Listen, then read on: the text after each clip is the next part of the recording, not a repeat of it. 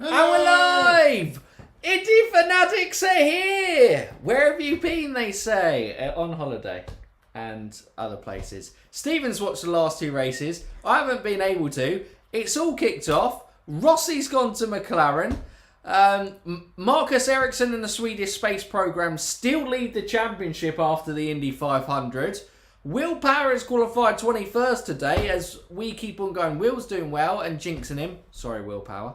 And when I say we are jinxing him, that means I'm jinxing him. Stephen keeps telling me not to jinx Will Power, but I've Could you jinxed stop Will Power. mentioning his name? Yeah, I should do. I've got to stop that. Anyway, welcome to an Indy Fanatics live race watch along. We are here in Mid-Ohio today. Oh, gee. Whoa! And I'm dying. No. We are here for our live watch line on Mid-Ohio on America's birthday. Oh, yeah, it's the 4th of July weekend, isn't it? 4th of July obviously comes tomorrow, and funnily enough, we have the celebration of Independence Day on the same weekend as British Grand Prix. First of all, what I would like to say for this race is I hope we don't see any serious crashes, because after today's F2 and Formula 1, I don't want to see any more serious crashes in motor racing. Those are both pretty scary, showing how good the Halo was. And damn, I mean, God, we are lucky that nobody was seriously injured in either of those accidents today. Yes. More importantly, Yes. we're back! I can't wait. I can't wait for a watch along. And again, sorry, Tommy Hounds, we're choked up seeing you too. Exactly! That's what it is. I'm so choked up seeing you. And if anyone's asking why I'm wearing a Checo top, it's because... It's anticipation for Checo's return. Return to IndyCar? No, not return. He's never been there. No. It's because I feel, to you fans, you true Indy fanatics who have been here when we have faltered in recent weeks, I have to prove myself to you again. Yeah, I got nothing to prove. Yeah, Stevens. I said, Stevens I said we were shutting this down if we did hit 5k. And we hit 5k, but we hit it late. So I was trying to shut this down, so I got nothing to prove. Brilliant. Scott's in chat. Lovely to see you, Scott. Regular commentator on the video. Hopefully we're now back to a once a week podcast video, so we should get a review of this race up as well as the live stream. We won't be able to live stream the next race, but there will be previews and reviews of that going ahead. But hopefully we can cover all things IndyCar, because there is a lot to talk and catch up upon. But yeah, Stephen, I guess the only way, as they're out on warm-up laps before they kind of get ready to go to green on the flag, I suppose I should let you talk about the man who's on pole as they look to line up. Oh my God, we might be going green anyway now. That's all I have to say on that. That's all we have to say. Mid-Ohio, we're lining up. We're about to go green. I've missed IndyCar. We're back. And I think people have missed my commentary. We've got live chat up where we can. Oh no, they've waved it off. Boo! Round again. Remember that? Round again.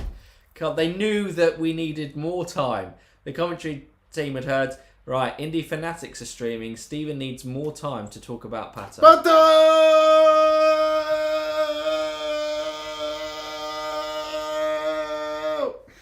Yeah, that'll do it. No, for everyone obviously watching, when you see watch along, as always with watch alongs, it is we can't show actual coverage of the race, so you get to see our faces. We try to get live timings up as well. This is what you lads do for our entertainment. Your work is more important. We wish this was our work, let's be honest. But this is the revival and of Indy Fanatics. For those of you who are here, you'll love this. And if you're watching this afterwards as well, he may actually be watching himself. Stephen, you actually got recognised, didn't you? For the first time. As an Indy fanatic. We've broken the UK market. We've broken it. And that's why we're back. No, we were back anyway. Yeah. But we're 100% back there. I think we're coming around to green this time. Although the field looks super spread again, this could get waved off again. So we got Pato Ward with Scott McLaughlin there, Felix Rosenqvist up there, Colton Herter, Scott Dixon. Can he get his first win of the season? Oh, as the rest of the back of the field caught up, is it good to go green? It looks like it's going to bunch up okay. Here we go. Pato Award leads us to green in 2022. Mid-Ohio. Cohen Hurt looks like he's got a great start on Felix Rosenqvist. Alexander Rossi is there up there. He's going there. Oh! Tight. Everyone's safe through the first couple of corners there. Pato's getting it in. Oh, Felix and Colton are having a great battle. Scott Dixon maintains fifth. Can't see if there's been any movers further back. There's a bit of dust kicking up, but it doesn't look like anyone's got off track. Wheel-to-wheel action all over. Wheel Power. Oh! Wheel Power's got the moves early. It's fun. He saved it. He said his name. He saved it. He saved it. He's still racing. Hopefully he's got no damage. He can recover that as well. Oh my God. Wheel Power. No. We were like, is this the year Wheel Power Championships? It's all gone to pot in Road America, Mid-Ohio. Felix Rosenqvist looks like he's fought off the early charge from Colton Hurt and settles there. So Pato leads, Scott McLaughlin leads, Felix leads Colton, leads Scott Dixon leads, is that Elio? Bless you! So is that Elio Castro Neves or Simon Pagino? I think it's Simon Pagino, isn't it? Who's Simon in sixth. Oh no, they've shown a replay of Will again. Oh no. Here we go. Did he go on his own? Was there contact? Yeah, I think there was slight contact on the inside. He went for a very ambitious move on a door that was always closing, got a slight tap on the wheel, and round Will. Round he goes. You spin me right round. No, confusing thing this race, is Marcus Ericsson racing in a green livery? He is racing in a green livery. And it looks pretty cool, not going to lie. Nice. I like it. It's a nice green colour. It's cool. Anyway, let's give you a rundown of that thing. Trouble first lap. Absolutely, John. It was trouble on the first lap. So, Pato Ward leads McLaughlin, leads Rosenqvist, leads Herter. Dixon rounds off the top 5. Pagino, P6. Palou, P7. Kirkwood, 8. Takes Malukas, who's now P9. Rossi is 10. Callum is just outside the top 10 with Newgarden 12, VK 13th. Marcus Ericsson, your championship leader, dropping one place to 14th. And Castro Neves rounding up the top 15th. And then if you're on the timing sheets, anything below there, you don't deserve a shout out. Someone goes wide. Oh, there was a lot of dust kicking up. Was that someone? It looks like that might have been an accident. They were wide. It's like a dust storm out there. There's a storm coming, Annie. You're about to get home. There we go. We're fine. There we go. That's the race. Absolutely fine. We've calmed down now. Woo! Now. Take a breather. At the moment, we're just settling in right now. Absolutely. For those of you who know IndyCar, you know Mid-Ohio is one of the great technical tracks. A really difficult challenge for drivers out there. Overtaking spots are few and far between. You really have to work hard and earn it. And after it, you get a real kind of... I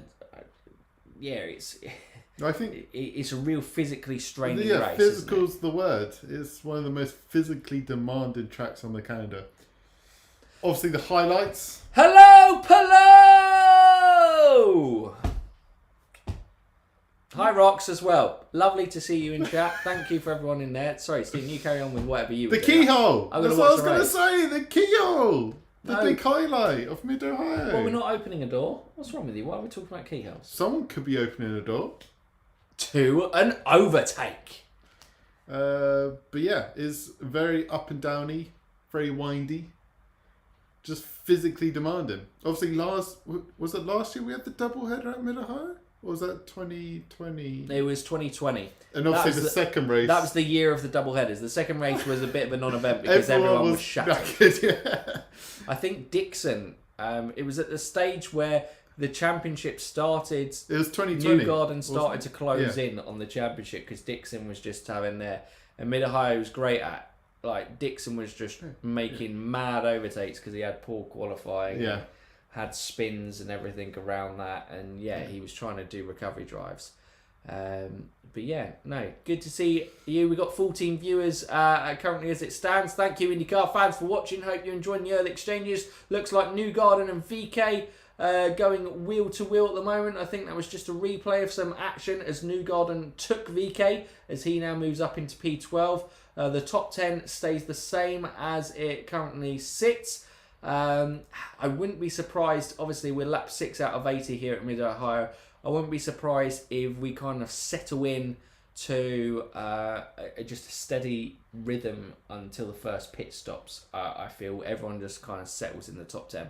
I don't think there's going to be too many risks in overtakes. Went bold in fancy, didn't take Pato. Any chance he doesn't win outside of a mechanical issue? No! Well, I predicted Pato to win, so Pato! Chris, you're on your own on that one. I went double rookie for my Indy fancy. I threw Carl Kirkwood and Callum Ilott in there. Oh, I went Malukas in my fancy. He was the You can tell us who you go from there. I'm watching from Japan. I like Ericsson. Nice. Nice. Greetings to Japan, and I'm glad that we've got IndyCar fans all across the world watching. Obviously, your man Takuma Sato, fantastic representative of IndyCar, and he's been a brilliant representative of Japan in the IndyCar series as well. But Marcus Ericsson has just been brilliant this year. It's going to be interesting to see what he can do, as in it feels like a damage limitation day for Ericsson in the championship. It also could be a big day for Palou, Dixon, Herter and O'Ward. Is McLaughlin still there? I'm not sure. After I go from there. Power making moves Power on the recovery. Up! Jimmy Johnson, see you later, buddy. No, that wasn't Jimmy. I thought it was Jimmy. No, he's already done Jimmy. Oh, who's that? That is that Sylvester? No. Could be. Looks like a Pareto Auto Sport car. Yes, I believe it was. I got Herter winning with Felix McLaughlin and Malukas. Interesting. You do have to take some gambles. It's what I like with the IndyCar scoring system. You can't just necessarily take two big ones. You've got to work out some around from there. Hopefully the audio quality is okay for today, because obviously it's been since the Indy 500 since we were last live streaming. We've currently misplaced the mic, so we'll find that between now and the next stream. But for now, we hope the screaming doesn't necessarily burn your ears too much. What's the order? The order is O'Ward, McLaughlin, Rosenqvist, Herter, Dixon as the top 5. Pagenaud, Palou, Kirkwood, Malukas, Rossi completing the top 10.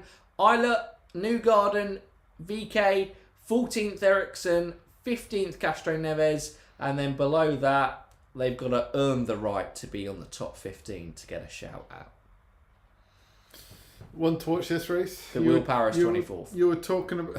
the Willpower gets a separate shout out. You were talking about until the lead up of this is Dixon's probably biggest chance to win a race this season. Yeah, I was. Me and Stephen were having a chat about this. Obviously, Dixon has that mad record. Would this be, if he won a race this year, 20 seasons in a row that he's won at least one race in an IndyCar season? I think that's from there. Hi Argentina! No, hi Luis. Great to see another... Rosenqvist is slowing! I'll get back to you, Lewis. But it looks like another issue for McLaren. Felix Rosenqvist, I've got to say, he's stepped it up this year with McLaren, but he has been plagued with issues. And not generally it's his fault. He is out the race. He's gone off to the side. That will be a full course caution. His car is on fire. Yeah, there's definitely internal mechanical failure right there. Yeah. Rosenqvist needs to get out that car because it is going to blow. I mean, let's not be that dramatic. Yeah, I was kind of going from there. Oh my God, Felix! That was our thinking. Our thinking too. Herter fan from Slovakia. Nice, Arthur. Look at this. We are worldwide with this stream. Slovakia. America. UK. Oh, we got it everywhere. And yellow flag, Felix, absolutely. Always a yellow flag on there. Thoughts on NASCAR Chicago street race? Would IndyCar join them? I think they would, because I don't know if it will happen, But Roger has obviously been open to piggybacking off NASCAR, and with great success. I think the IndyCar or Indy GP Part 2 weekend of the season, where it's a double header with NASCAR, has been great success the last couple of years. I know for us, pure IndyCar fans, it would be nice because there are so many great racetracks in America for us to visit and could return to the calendar. It'd be nice not to go to the Indy GP twice in a year, but I think for bringing in fan perspective and a crossover between NASCAR and IndyCar, I think it has been a success. So a Chicago street race, obviously we've had, that was sad, we couldn't even live stream the last ever Bell Island. What a belter it was though. It was a cracking race, and obviously if you want to chat about the last couple of races during this yellow flag and live stream as well, obviously we're happy to discuss those races that we have missed. But yeah, I think they would be open to doing another street race. I think street races are good for generating some fans for a couple of years and then dropping it for a full course racetrack like in Mid-Ohio type thing, because you have to get the street course layout right. Yeah. And also, not dropping it for a permanent road course. Ovals. That's what we have a massive shortage of for the IndyCar calendar. Balance it out with more ovals. So yeah, have a Chicago street race, but then go back. We're never going to get Chicagoland back. Was that track demolished actually? I don't know. That might have been demolished. I'm waffling on Chicago. But yes, I could see it, Chris, is the long-winded way of me getting there. Can you get to see it, Steve? No. I can't see it. Okay, so anyway. It looks like we've got some pit stops under the caution. Will Power has gone from there. Stephen was having his chat. Looks like Rails there. Alternate strategy. Just give you an update of what's on screen. Stephen, back to your point. Sure. To be honest, I haven't. I'm not in the loop at all about NASCAR news, so I have no idea what they're going to do in Chicago. Could I see IndyCar? Because isn't it Xfinity race at Nashville? But they don't race at the same time as IndyCar. So I would question whether they would have two races on the same street circuit at the same time, which would be weird. It would be. But I guess if they got a track, then maybe. Yeah, sounding like he ended up with a box of neutrals. Yeah, Felix's car was... obviously, as always, because we can't really have sound from the official broadcasting, we're watching blind. So if there's any points where we look confused, then maybe you should let us know what the commentator there. Well, I was given a range of confused face like.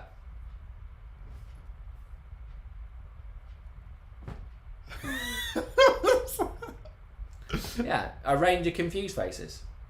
Wow, incredible. I know. I look forward to seeing more of these. Some say I should have gone into acting.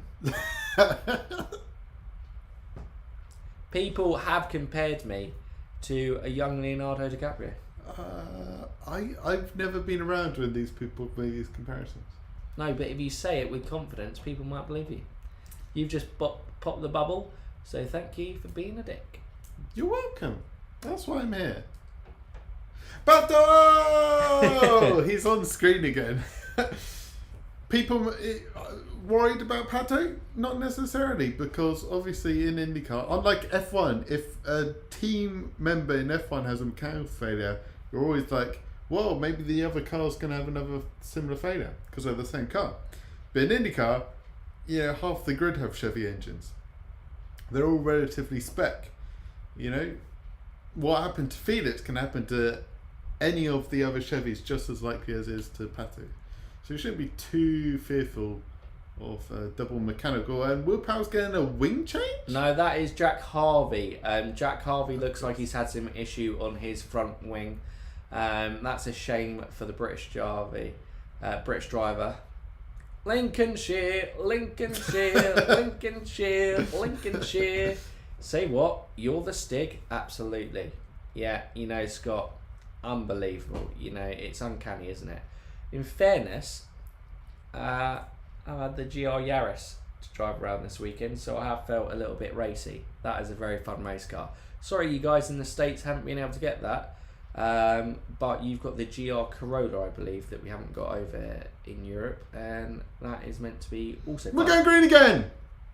Pato launches off, gets the gap on Scott McLaughlin. Herta's going to make a move on Scott McLaughlin into turn one. Half wheels coming out the pits at the same time.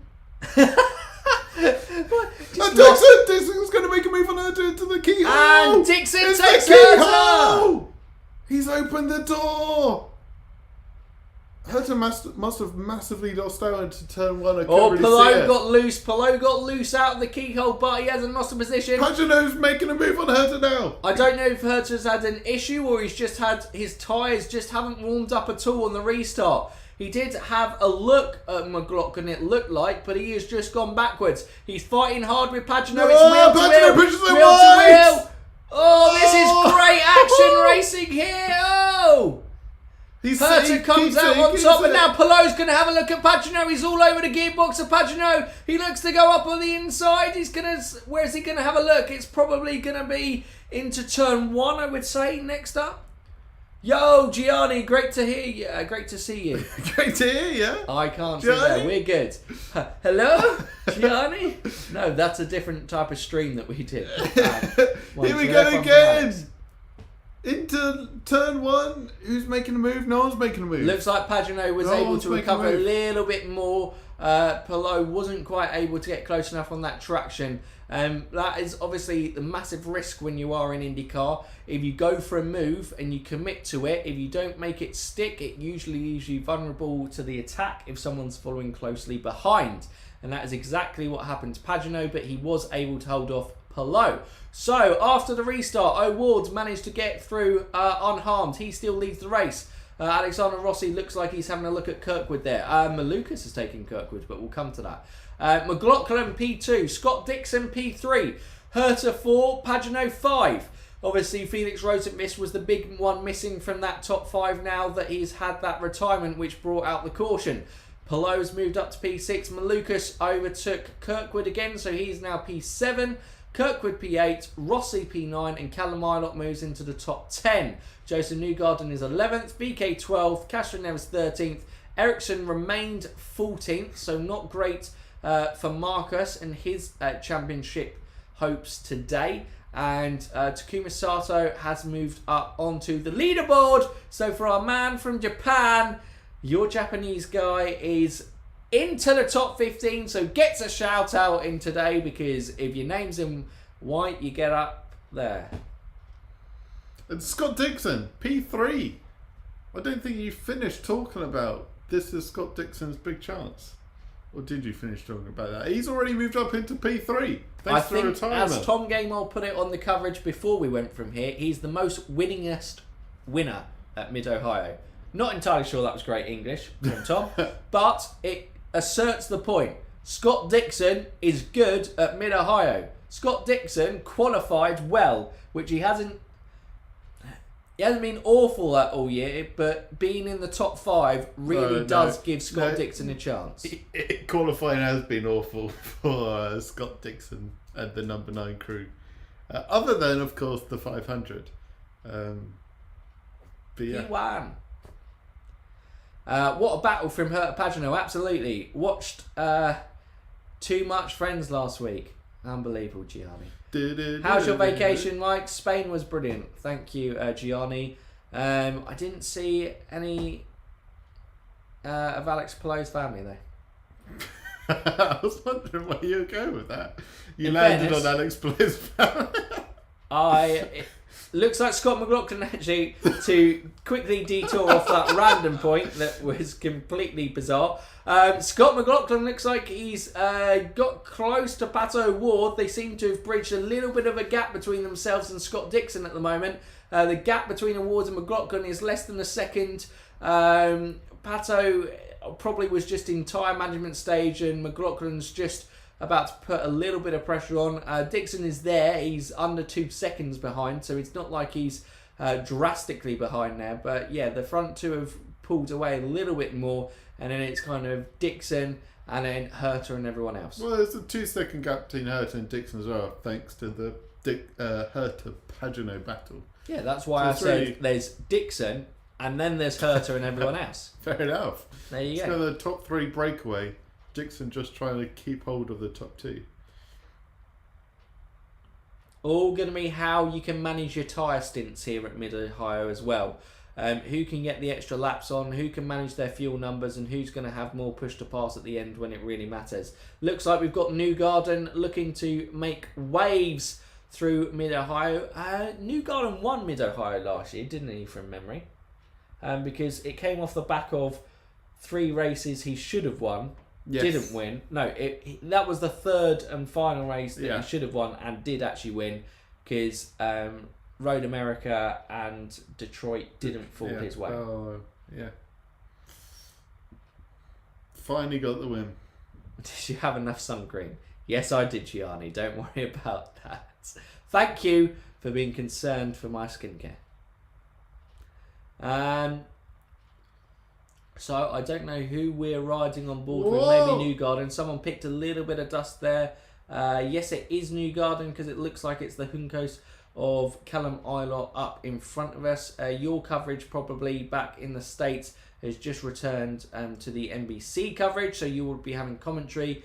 We would have had Tom Gaymore in that gap there. But yes, I was saying, the top 10 would probably stay the same, which it was looking it would stay the same, right up until Felix Rosenqvist cars decided to go kaput and shake things up a little bit. But Newgarden probably is the biggest challenger to the top 10 at the moment. He's really making waves. And Lugavige? And Lugavige? Lugavige? And Lugavige? I know Fike for Elio Cashinevas this time. No, VK. Updates available. Do you want to restart your computer? Not now, computer. We're streaming. 18 of you in chat. Great to see so many of you in chat. Obviously, we will live stream as many of these races as we can. But as we said, for those of you who missed it at the start of the stream, Indy Fanatics are back. And we'll be back with a review of this race later in the week when we're not just shouting mad and going there. We will shout in a more controlled manner. Maybe. Maybe. We can't really guarantee that. We can't make promises. We shout a lot. But yes, Joseph Newgarden, they are loving the Joseph Newgarden on board because they think that he really is eyeing up a move here on Callum Eilert. He's been getting close, but not really close enough to finally make that move. It's about 4 to 5 tenths of a second that he has that gap, and it's been that way for the last kind of lap and a half, 2 laps. We've missed it too, Gianni. We've missed seeing everyone in chat. It's great to see everyone here. Obviously, Joseph finally won the £1 million at Road America. Yes, completing the hat trick of road, street, and oval wins. So that's not getting mentioned every 5 seconds anymore. Absolutely. But we're still getting stuck with onboards. Joseph. But isn't it crazy? Joseph Newgarden has won 3 races this year. No one else has won more than 1. But Joseph Newgarden, what is it, like 4th in the championship? I think he's at 4th. Well, we could give a live championship as things stand. I don't think he's top 3. Stephen, stall. Well, that was me stalling. You're meant to immediately back me up with stats. But it's just crazy. He's won so much, but obviously in the races he hasn't won, it's not gone too well. So, points as they run, as this race is currently sitting. Marcus Ericsson still leads the championship, but Pato Ward reduces the gap to 7. Joseph Newgarden moves up to 3rd in the championship, reducing the gap to 29 points. For him, Will Power is still 4th with a 32-point gap to Marcus Ericsson. He will still be looking to make moves. He is now into the top 20 for Will Power. He's up to 19th after that early spin. Alex Palou is currently 5th with 35-point gap, and Scott Dixon would reduce his gap to the leader to 50 points, still being in it. Scott McLaughlin is outside, and Alexander Rossi has quietly moved himself up to 7th in the championship with a 69-point gap to Ericsson. Ericsson is going to be wanting to make some moves to minimise the damage of what is going on in front of him. Pato can't really do much more, but you would certainly be looking at someone like a Joseph Newgarden or a Scott Dixon would be wanting to move up the stakes to get as low or as close to Marcus Ericsson as they can. But out of the top 6, 3 Chip Ganassi drivers are in that top 6. Crazy, isn't it? What Indy drivers would be good fit for Daniel Ricciardo's seat next year? Probably McLaren. But I could see Daniel Ricciardo going across to Dale Coyne. Do the Grosjean route. Get the fan love. Racing for Dale Coyne. Yeah. Reboot your career. Pressure's off at Dale Coyne as well. But that is Gianni very much going, McLaren are kicking out Ricciardo. I think Ricciardo stays for another year. Yeah, potentially. I guess it depends how the rest of the season goes for him. If Pato manages to go one step further and wins the championship this year... Yes, okay, yeah. If then Pato wins the championship... Then I can see them shifting him over to F1 to partner alongside Lando. But that is obviously there. Newgarden even closer to Ilott this time. He might be looking, where is he going to make this move? He's been lining this up lap after lap. The gap is now between himself... Similar to what it has been, but he just seemed like he was closer coming out of the keyhole than he was before. He's getting really frustrated being stuck. I've got to admit, it's fantastic defensive driving by Callum Ilott. You've got to say, Juncos and Callum Ilott have been a superb partnership. I can definitely see Callum Ilott being viewed by teams who are more established within the series going forwards, finding his home within IndyCar, because he certainly... hasn't done anything to dampen his reputation from his F2 and junior days in Europe. He's regularly been competing around about that top 10 spot for Juncos Racing, which I think for the team's first full-time return to the series and Callum's first full season within IndyCar, it's pretty damn impressive. They've definitely been strong on the road courses for sure, because that is where Callum's comfort zone is. Obviously, coming from the European calendar, they've had some consistently decent results on the road courses, and that's highly talented driver and clearly a small team that's punching. Newgarden, though, must be getting so frustrated. The reason that so much of this footage is we're lap 23 out of 80 here, because Newgarden has so much pace. You can clearly see that he's faster than Ilott, but this is what we were saying about Mid-Ohio. It's such a technical track, and overtaking spots are few and far between. You really have to earn each overtake here, and you have to... I don't know what they work out, but it's usually probably you have to be about 5/10 a lap quicker, isn't it? From Newgarden's got into the pits. I thought he just absolutely lost it there. Oh my God! But he realises that he's not going to get past. He's just burning up his tyres. He might as well get in the pits, try and undercut, and get ahead of Ilott on track with the pit stop. The Newgarden number 2 crew, traditionally. One of the best pit crews in the IndyCar garages / pit walls, because they don't really have garages in IndyCar. This is going to be really important for Newgarden. That in lap, he was right on the back of Ilott. He's got to nail this out lap, and I presume Ilott will pick next lap to cover off Newgarden, or he may stay out. It's going to be interesting. So this is going to be... We already had with that first caution some of the ones who were further back going on alternate strategies to go from there. We've had the likes of the Rahals of the world, Powers taking gambles, taking risks, and now we've got obviously Joseph Newgarden taking an early pit of the guys around about that top 10. Obviously Joseph Newgarden was running P11 at the time, but he's the first one out of that top 11 to kind of jump into it, and it's going to be interesting to see where it goes. Felix Rosenmist looks like he's been interviewed at the moment, probably looks very disappointed, frustrated, because he looked on for a very good race. It looked a very good day for McLaren, didn't it? Yeah. I tell you who's having a bit of a ghost of a weekend, and it's the man in the pit. It's Roman Grosjean with some wild, pretty cool green, black livery. Where's he been all weekend? He's been absolutely nowhere, and he's chilling in the whereabouts is he's outside the top 20 right now, Roman Grosjean. Also, he has just come into pit, but he was nowhere before that. It's an interesting one with Grosjean. And Will Power has moved up into the top 15. I don't know if some guys have gone into the pit. I'm trying to work it out. It doesn't necessarily look like Pallot's just gone into the pit now. VK, Newgarden, Grosjean all pitted, which Power overtook in the pits.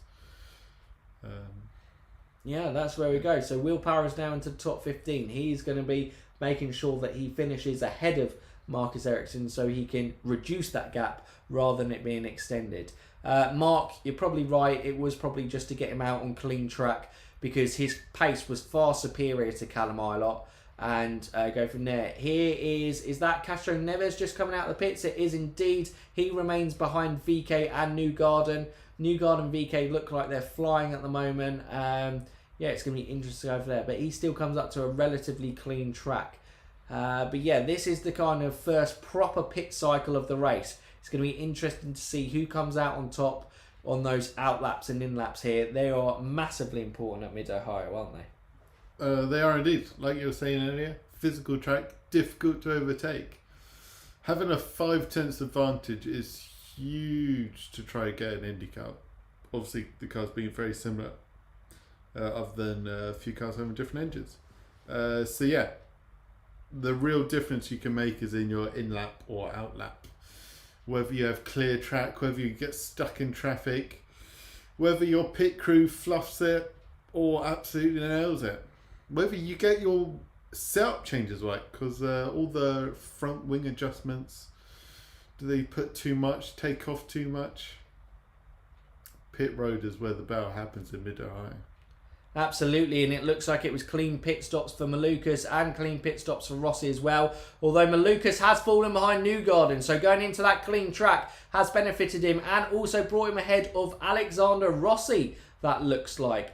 So that is massively positive for Joseph Newgarden there. Also, VK, where is VK? That's Gianni's question in chat. We'll give you a full update of where VK has gone.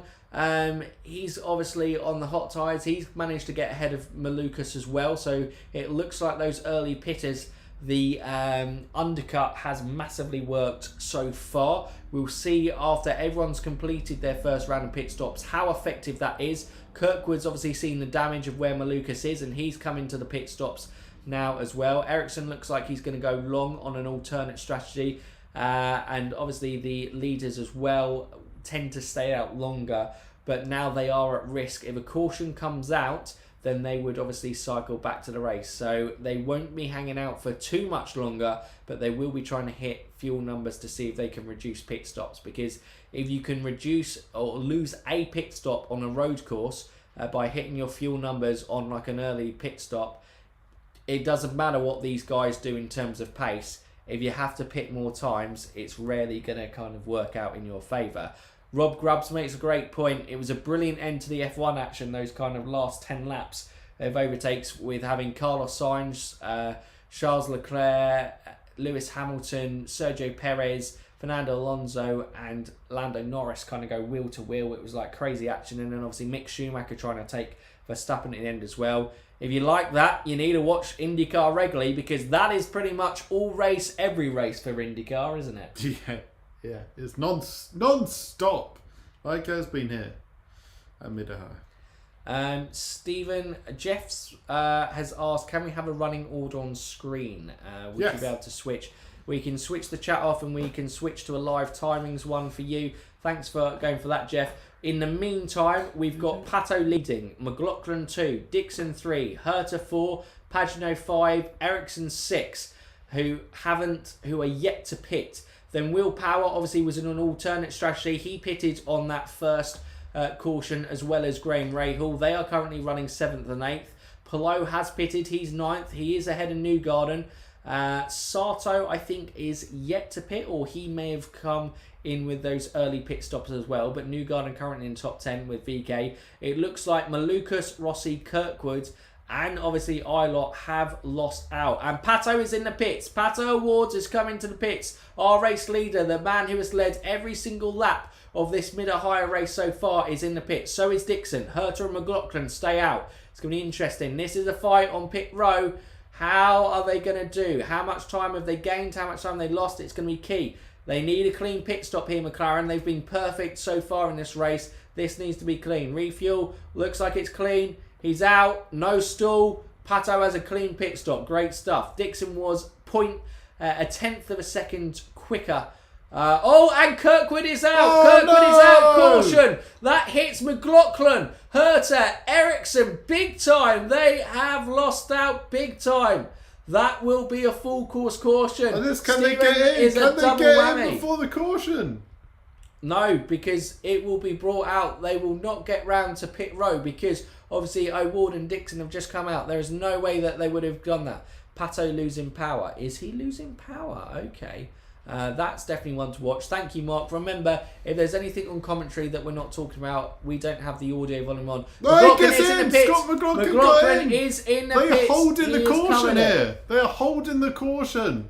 Oh, well, wait for the Emma Dixon tweet. And the caution's been thrown.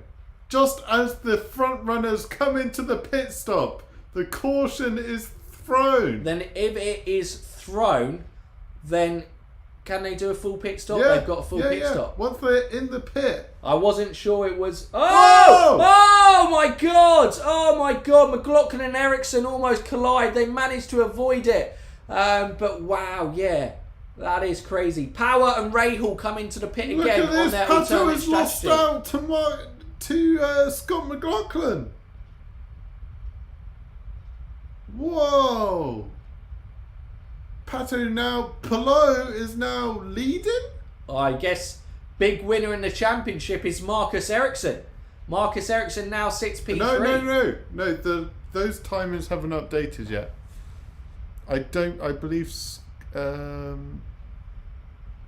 believe Marcus Ericsson is P3. Because Herta's not P2. I believe Ericsson's like P5? Carl Kirkwood, he's been fantastic this year, but that was...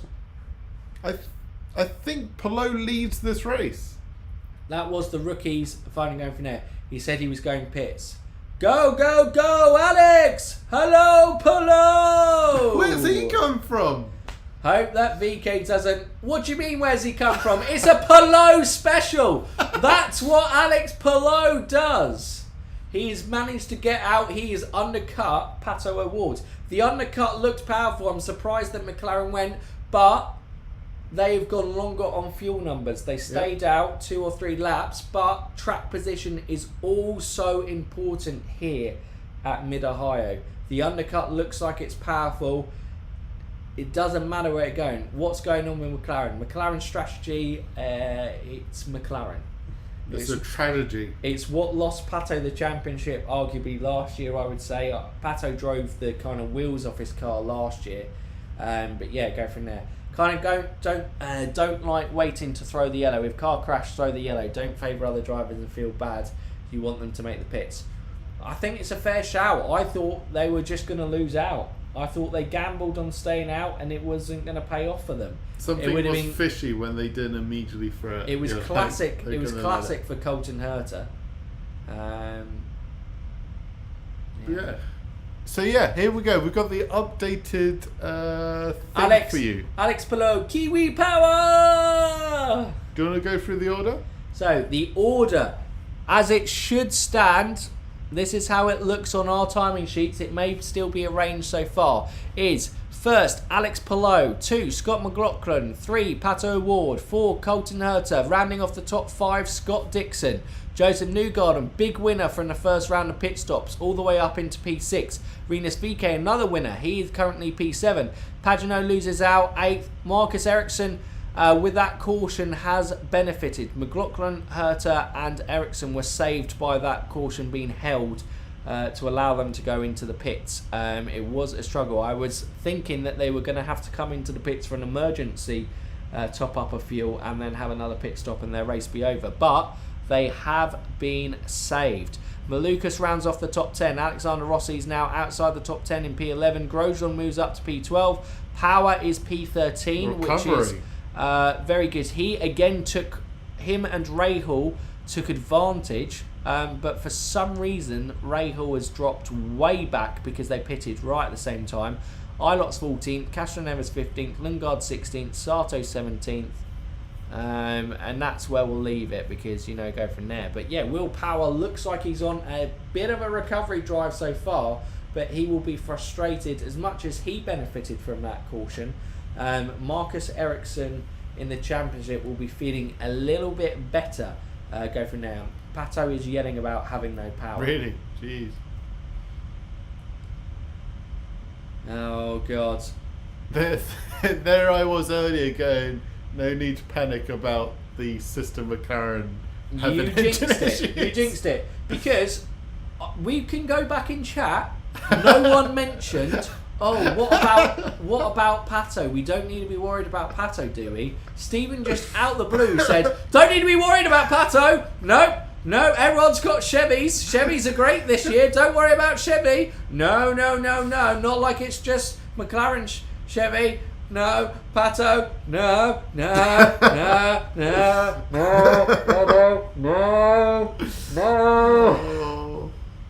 He's fine. It's McLaughlin is leading the Grand Prix. What?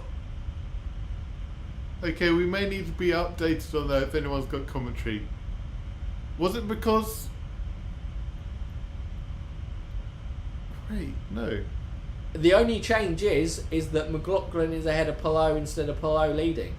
So McLaughlin is now leading. Pato O'Ward for the first time in this Mid-Ohio race is not leading the race. We have had 33 out of the 80 laps, so we're not even at the halfway point.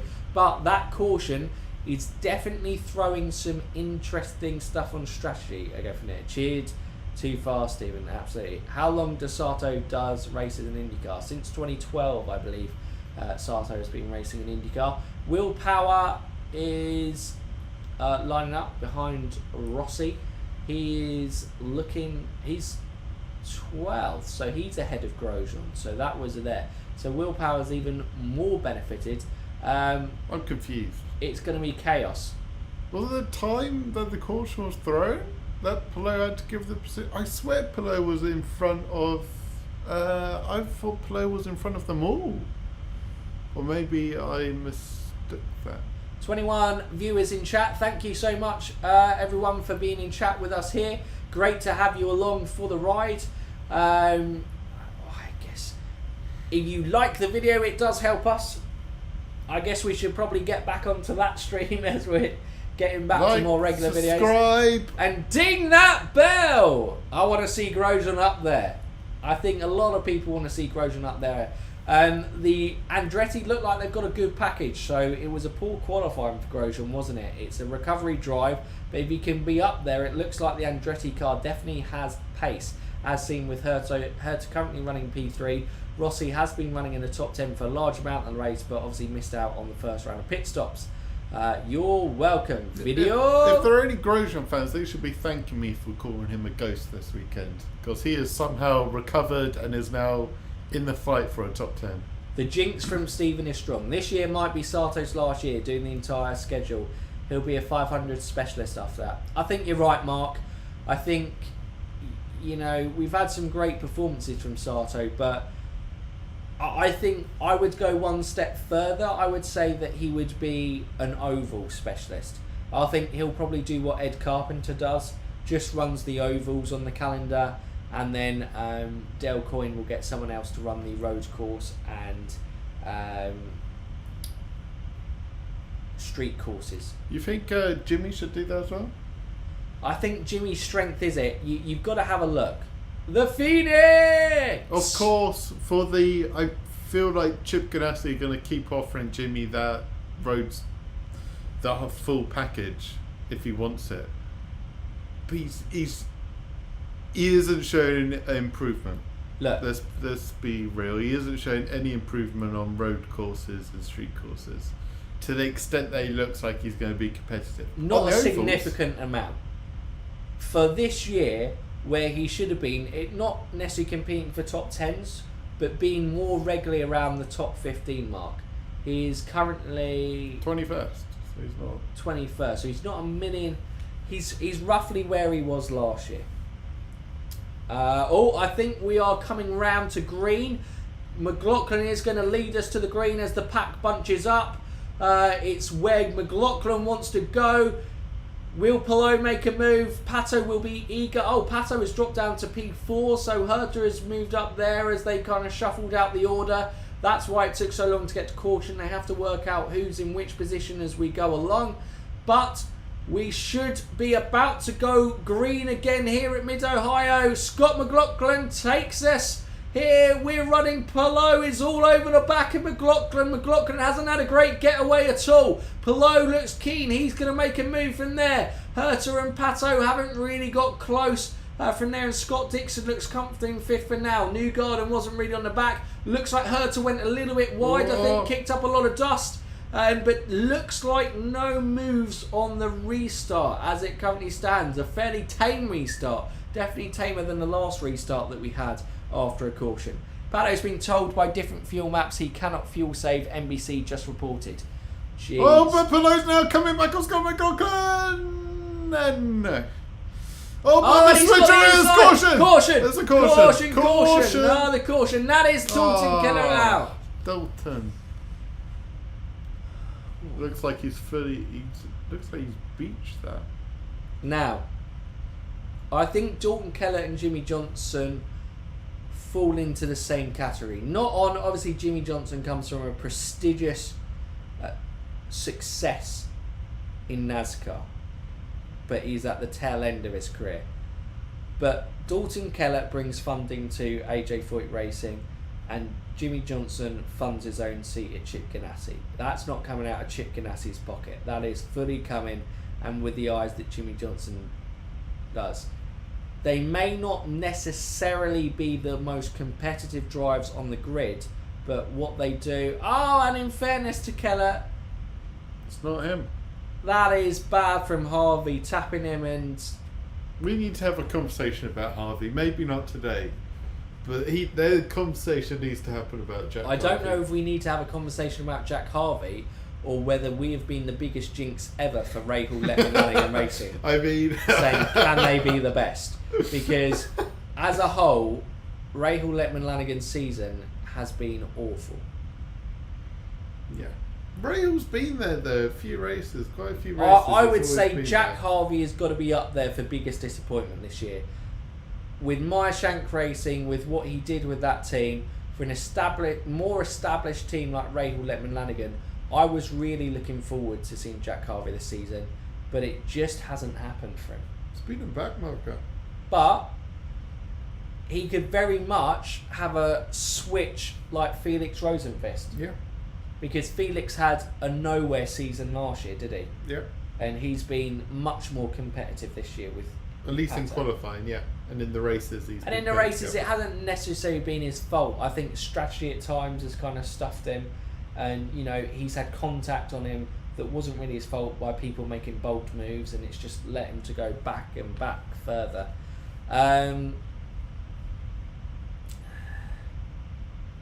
Yeah, trying to think of any other full disappointments. I can't really think.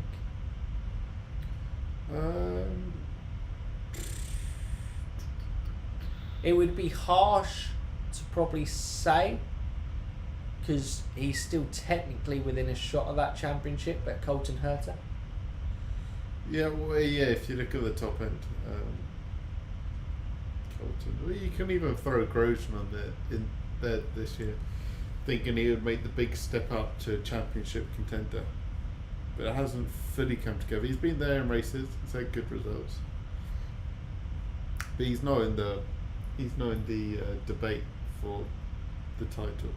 No. So by the time we go green again in this race, we will have had half of the laps completed here at Mid-Ohio.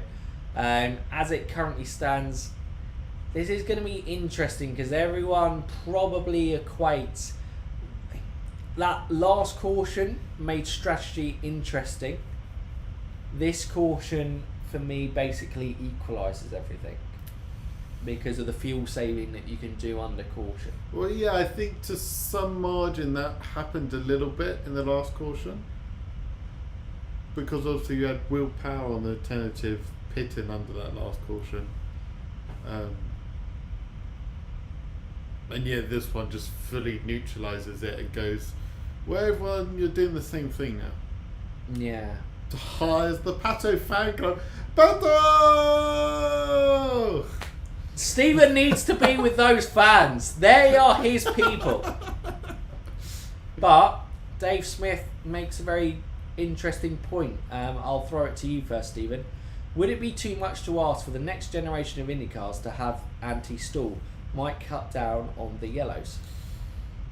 Yes, because we do see a lot of the time cars just stopping, but then being able to restart, obviously having to get the manual restart from the safety team.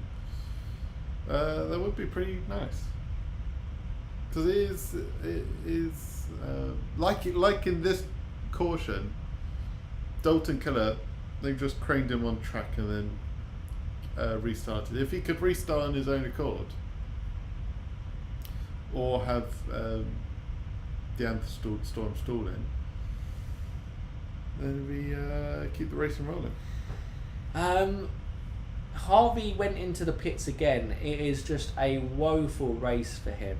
I suppose we've got to talk about that. She is out there today in the 11 car, Tatiana Calderon, but the funding for that 11 car does seem in massive doubt, doesn't it? Does it? Yeah, there has been. Sorry, there has been talks.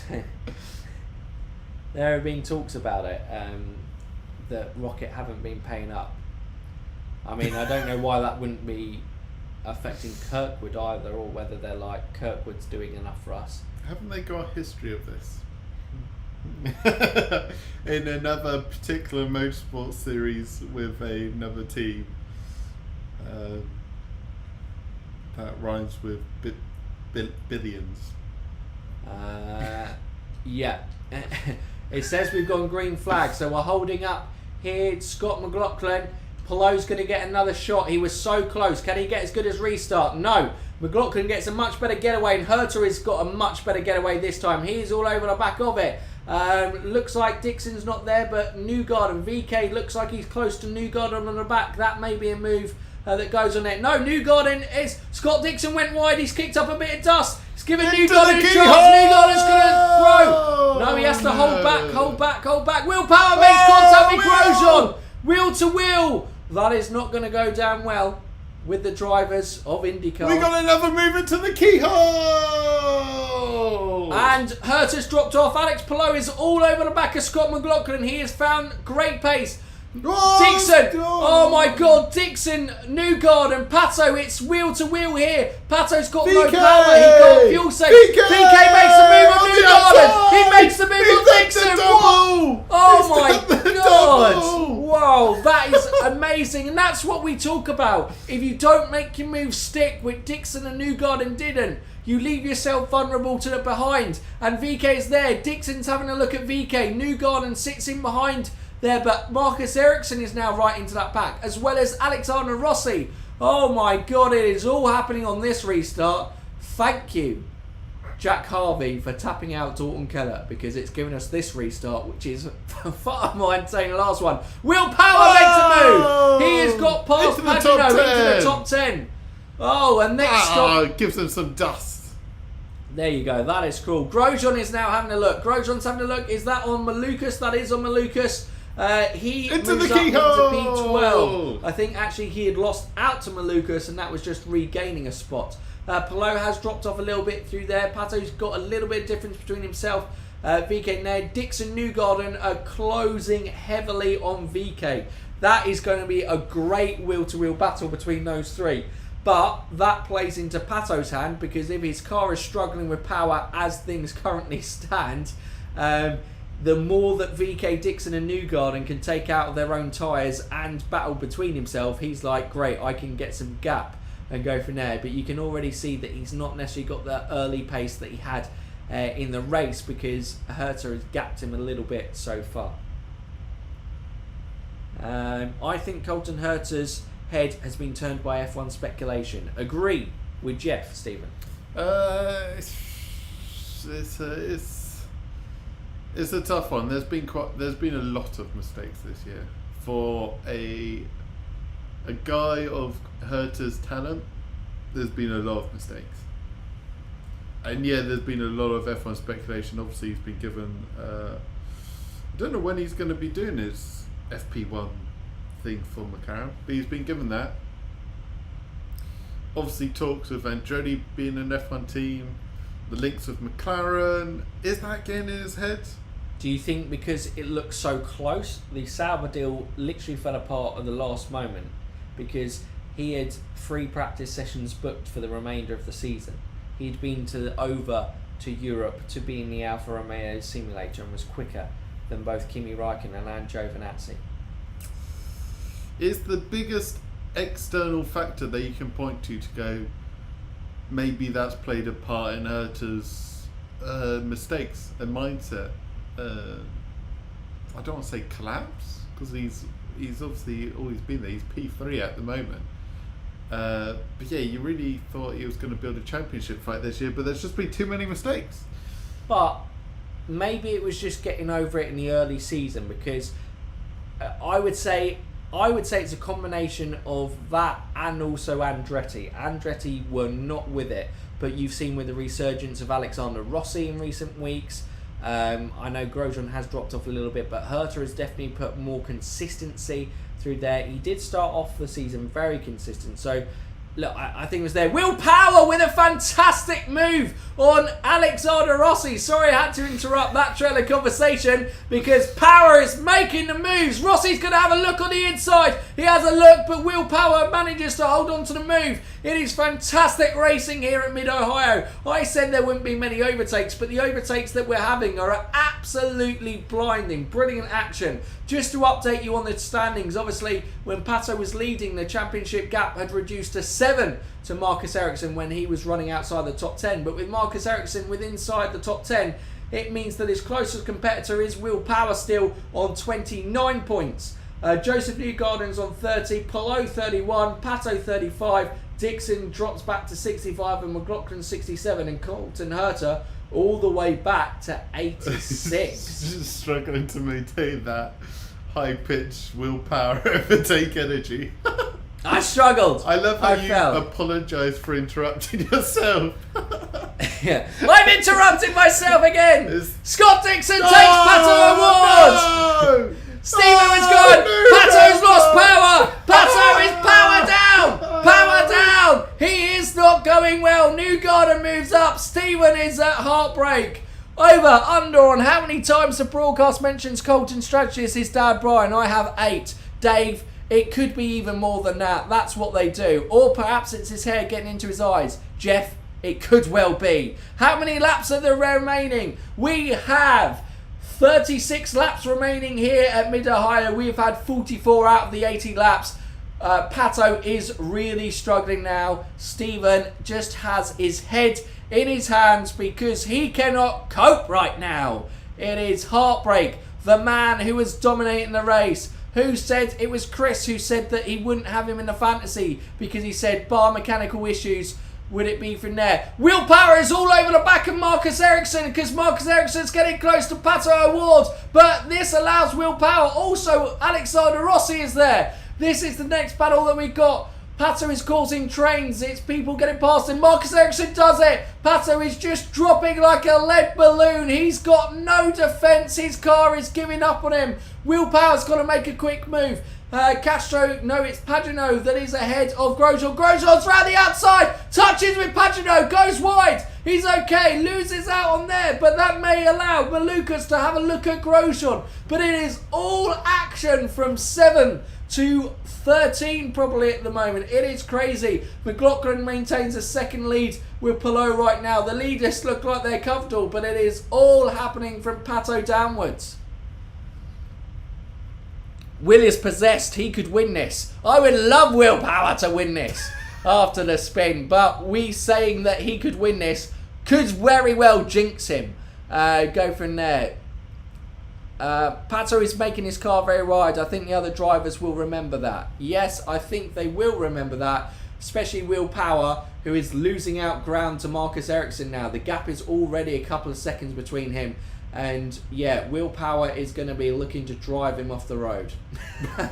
No, he isn't, because he's making a lunge up the inside. It's that straight, and now Will Power can charge down Marcus Ericsson. Rossi gets past Pato as well. Grosjean and Pagano wheel to wheel. Grosjean makes the move stick. They will be the next ones. Pato is desperately trying to hang on just to get any sort of points from today's race. But the McLarens, such a strong position. We're running first and third at one point during this race. But it is all falling apart with mechanical issues. And that is where McLaren fall down as a team at the moment. They just don't stick it together like the other teams, and it's too many mistakes around the car rather than their drivers that affect them. Pato was 7 points behind championship leader Marcus Ericsson at one point.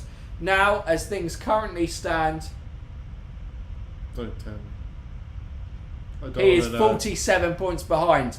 By the end of this race, it will likely be 50 points behind. But, you know, or more. How's Jimmy doing? We were talking about Jimmy earlier. He is currently 23rd. He must have had an issue because Jack Harvey is currently 22nd and he's been in the pits about 5 million times this race. Watching Team lose his mind in content, I'm here for. Absolutely, Dave. Great Checo and Sainz today in Silverstone. Next, Palou! It was a great wheel-to-wheel action with Checo and Sainz. And why do we keep seeing Pato lose positions? It's all we're getting right now. We get it. Pato's going slow. We don't have to keep watching it. We don't have to keep watching a puppy get kicked over and over again. Just let it be. We'll watch someone else. Let it be. Let it be. Retiring, maybe. This is too much. It's too painful. Don't put him through it. Oh, God. JJ's in the back, just where a tourist driver would be. Oh, Mark, brutal. Absolutely brutal. It was probably a fair remark, though. I think we jumped up to 27 viewers at one point. Fantastic. If you haven't already, make sure you like the stream. If you are new to our content, you can subscribe. We will be back with weekly podcasts. We do promise. Sorry, it's been a kind of a rubbish 2-3 months, but we are back. And what a race for our live stream to be back. IndyCar, race after race, delivers. And one thing that is delivering this race is Pato going further and further back. That is now Pagano who gets past him. Next up in line, Malukas. Next up in line, Ilott. Next up in line, Castro Neves. Next up in line, everyone in IndyCar, because Pato is going nowhere. Did not have Calderon ahead of Keller on my bingo card today. No, but that, in fairness, Dave, that is because of Keller being punted by Jack Harvey, who is now ahead of both Calderon and was it a drive-through penalty that he received? Who? Harvey. I don't know. I have no idea. Probably. It probably makes sense, but yeah, Keller, bless him, is 2 laps down because of it. McLaughlin leads the Grand Prix though. Thankfully, they have changed the coverage from Pato torture to the guy who's doing a really good job this race that we haven't really talked about yet. Is Scott McLaughlin, who had a fantastic start to the year and is showing some resurgency of finding that form. Gianni, not a fan of my singing. No, Beatles again, please. Not another one. Dun. Another Pato lost place. Boom, dun. Woo! Oh, Power. What's happening with Power here? He looks like in a space of his own. Why are we on with Will Power? Is it just saying that he's come from 21st, I believe? Caution! No caution. Sato's faith. Sato recovered it. He's gone wide. And we've still got our man from Japan here. Look away now. You're a fan of Ericsson, aren't you? So you can actually look forward because Ericsson's doing well. As things stand, we better give a run through. 50 out of 80 laps. McLaughlin leads Palou, leads Herter, leads VK, leads Dixon, who's been in and around the top 5 all race. Oh no, they've rubbed it in even more. Oh no, we're just going on Sato. He was getting excited that he was going to be able to overtake Pato from there. Will Herter, Dixon and Newgarden pit early as that worked out first round of pit stops? I think Newgarden will 100% just because obviously his fuel numbers, I imagine, will probably be wanting to do that. But Dixon will definitely. I would imagine Herter, VK, Dixon, Newgarden will pit early. And then it's whoever's going to blink first on the pit stop. If I was McLaughlin, I would probably cover off and pit early. And just, if he could find a clear bit of road that he can come out into on an outlap, on a gap, then I think that would be perfect for him to do. But yeah, this next round of pit stops is going to be fascinating to see it go. Queenie is better for my ears than the Beatles. Okay, Gianni, no problem at all. Gee, the top 3 have checked out from the others though. We've got a 4-second gap between 3rd and 4th. We've only 3 seconds separating the top 3. Where is Scott McLaughlin in the live standings? In the live standings. Is he in the fight? He wasn't before leading this race. Because he had he didn't have the best 500, and I think that's where it dropped off. So yeah, realistically, McLaughlin is out of the championship, or it would be a massive ask for him at this stage. He is 69 points, even with winning this race. Live standards, not too bad. It's not too. I guess. Yeah. If I'm being honest, the real big winner from today's race is Marcus Ericsson, who up to essentially maintains the gap. Yeah. Big loser is probably Pato. He's now 55 points behind, and at one point he was 7th. Look, okay, this is like the 5th time you've brought it up, okay? I think we all registered the first time you said it. Everyone was here, everyone was like, oh yeah, that's funny, let's all point and laugh. We didn't have to say it 5 times more. We might do. Just to confirm, the screeching of a cat in heat is better for my ears than the Beatles. Yes, I said it. Pretty much. We've got some very anti-Beatle feeling. Oh no. Even Jack Harvey is overtaking Pato. You know it's bad when Jack Harvey overtakes you. Not because we don't like Jack Harvey. We love Jack Harvey, but it is. Oh, it looks like Calderon's got problems. That, if she can get back to the pit stops, that's it. If she has to pull over, is she going to have to pull over? Is she close enough to the pit stops? Quick enough. This could be a caution. I think she's going quick enough. Oh, it is slowing. Is it? Newgarden's in. Newgarden pits. This could be huge for Newgarden.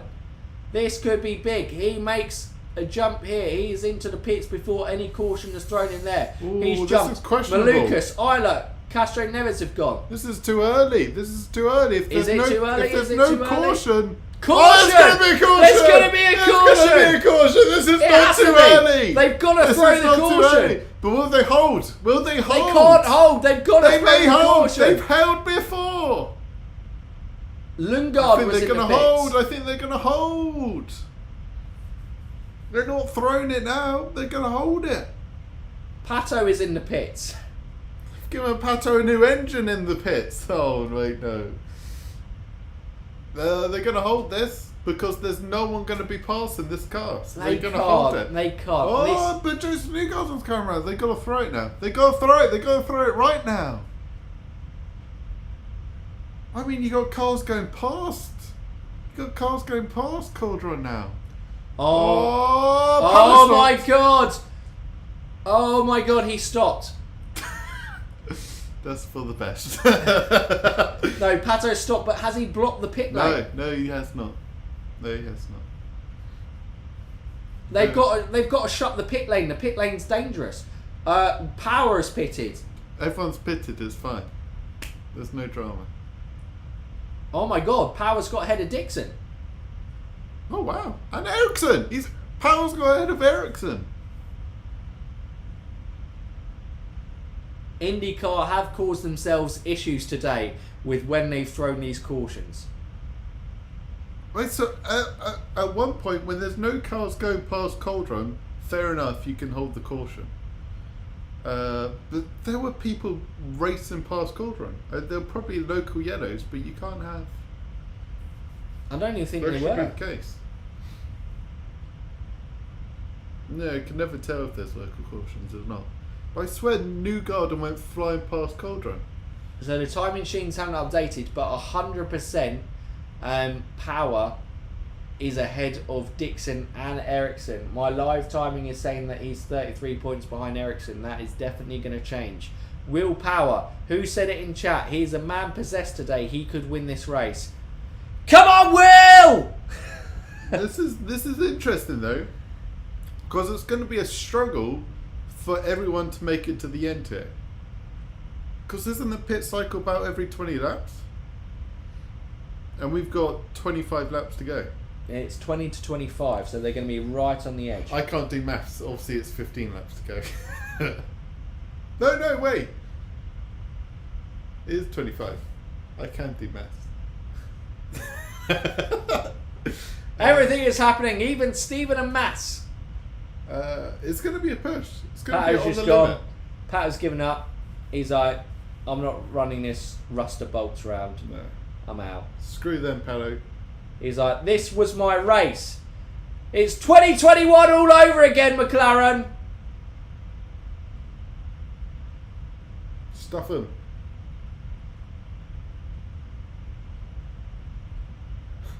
He tried. He tried to go. And then the car went no. He tried to go. And the So car everyone was said actually no. super lucky there because they were all coming into the pit lane just as that happened. So I think what benefited Will Power in those pit stop, that Pato Ward one did benefit Will Power, because I believe he was stopped on the inside lane of the pit lane, and Will Power had got to the outside, and Dixon and Ericsson were caught on the inside. So they And had they to had shuffle hold in. up and wait to shuffle. They couldn't pull out in front. Should be the last stop of the race. The early guys will be running old tyres at the end. They certainly will be. But another couple of cautions really kind of saves them. If there is another caution, I think they can comfortably make it to the end. As things currently stand, it may be touch and go. I think they've sorted the running order. So as things stand, Herta now leads with McLaughlin second, Palou 3, VK 4, Newgarden 5th. So VK is a big winner. He's managed to get ahead of both Dixon and Newgarden. No. He got ahead of them, didn't he, with that fantastic overtake. So he maintains being ahead of Newgarden. Power, big winner, moves up to 6 ahead of Dixon and Ericsson. Harvey is somehow P9. maybe he didn't stop in that last round. Someone explain to me how Jack Harvey is P9. I feel like he may have another stop. He's definitely check. got another stop. I can check. He's 100% got another stop.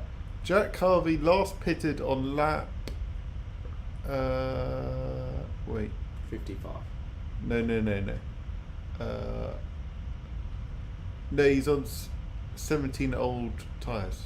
17 lap old tyres. So he hasn't pitted. Okay. Well, that's an even stupider strategy. Wait, hang on a minute. Colton Herta hasn't pitted. Oh, Andretti What's haven't going done it again. Oh no, please tell me Andretti haven't done it again. What are they doing? Colton's driven a brilliant race today. If they've left him out on tyres, what are they doing? Yeah, and it looks like we're getting closer and closer to lap 60, which will mean it's safer for the people who have stopped. So Colton's not even going to get that advantage. What are they doing? Oh. Pato on screen right now looks a man very frustrated, understands that's just racing, but you know, it's tough. The guy's driven his heart out today. He had the pace to win the race and his car's let him down, but that's racing. It's car and machine. It's man and machine, isn't it? And unfortunately it's let him down today. Carter Germain, Robert Wickens won again this weekend. That is a fantastic feel-good story, isn't it, actually? Robert Wickens, you know, back driving after that horrific accident, and the comeback that he's been on is brilliant. 2 in a row, not too far from me, just 15 minutes up the road at my spot. It'd be cool to see Wickens back in IndyCar one day.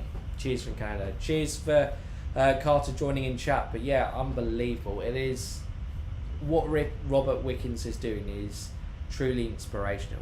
I mean, yeah, incredible that he's back winning races, and couldn't be more happy for the guy as well. Andretti forgot to tell Herta to pit. He's going to the back of the field. So that was what happened. They forgot to. Oh my goodness! You can't. Yeah, because surely. And it's green. It's green. Colton Herta gets the Colton away. leads the green. Colton leads for now. Because he's going to have to stop in a lap or two. So essentially McLaughlin leads Palou, leads VK, leads Power. Power then is up to P4. Oh, but Power's making a move from VK into the keyhole. Oh, he and holds that's going to it. be a caution. Can he get round? Callum Ilot's got an issue. Callum Ilot has got an issue. He's done it. Power's made the move on VK. He's up into P4. Willpower! But VK's going to go back into him. VK's going back. He's kicked up Dusty, kicks back into Dixon. Dixon keeps his cool. Oh, that could have got nasty there if it went wrong. VK manages to keep control of his car. It's been brilliant action between Power, VK, Dixon from there. Ericsson has kept himself out of trouble. I've got to say, Newgarden, big loser actually on that last pit stop. He did pit early. That caution actually, them holding the caution has hurt Newgarden big time. He's now dropped down to 8th. But Ericsson has just stayed out of trouble all day, hasn't he? And P7 is actually a pretty damn good result for him. But Callum Ilott managed to get back to the pits. They recovered it. So that's great news. Not another caution, because that would have been chaos. And Herta would have had to have pit. It would have been worse for Herta. But can Power win this race? It's going to be... Oh, that's a caution! Oh my God, Rossi with, I don't know who that was, but he has just made sure that he ended up in the wall. I think that was Grosjean. Oh, Pelot's making a move for Scott McLaughlin. Caution comes out. Just in the nick of time for Scott McLaughlin. Comes out. It was teammates. Oh my God, Grosjean is making more and more enemies of himself every day in IndyCar. They cannot do that as teammates. They cannot do that. But who's So he's on the outside. Grosjean's gone for a bold move. Rossi squeezes him and says, "See you later, mate." But wait, does Grosjean come back? Okay, so Grosjean's dived on the outside on the keyhole. Rossi's maintained racing line. Wait, but what happens? And then they make contact. On the exit of the keyhole? That one's for my buddy Graham. That one's for Rahal. That looked questionable from Rossi. I know it's a bit of a dive on the outside, but... In fairness, I think Grosjean turns in too early. I don't know who's... That's, to me, it's no one's at fault. It's just racing. Yeah. That's just racing. But between teammates, it's not great, is it? It's not a good look for Andretti, that. And I was going to say something earlier in terms of ever since that Rahal rant, I don't know, him saying he's outstayed his welcome, I feel the love affair with Grosjean has kind of started to fall apart a little bit. Yeah, you could say that indeed. Because Rahal said that it was other drivers saying what he thought as well, and Graham might have gone over the top with his comments, but I feel it certainly put something out there.